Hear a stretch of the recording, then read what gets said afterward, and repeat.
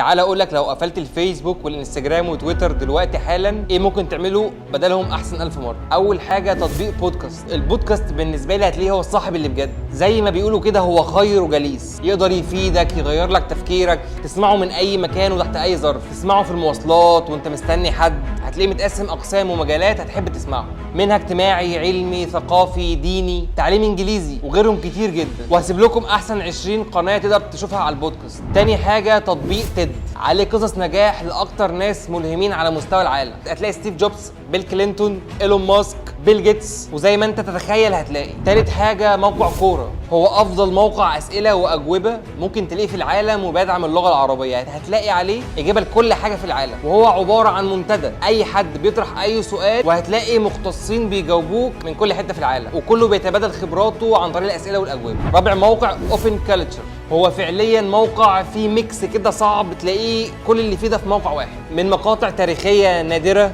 قصص مشاهير، حتى الكورسات والمواد التعليميه من اكبر جامعات في العالم، كل ده في موقع واحد. خامس موقع هو لينكد ان، هو موقع يعتبر عليه 100% من الموظفين ورواد الاعمال والمديرين على مستوى العالم. هو اكبر موقع واكبر مكان ممكن تلاقي عليه وظائف اونلاين على مستوى العالم.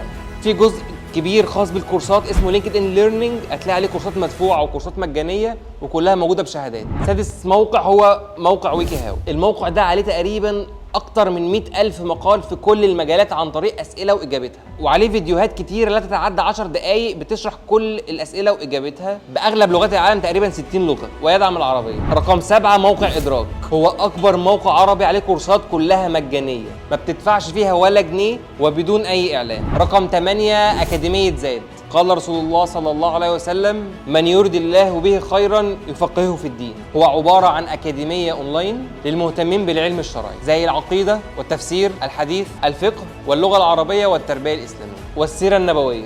وهسيب لكم كل ده في المصادر في أول تعليق. سلام عليكم.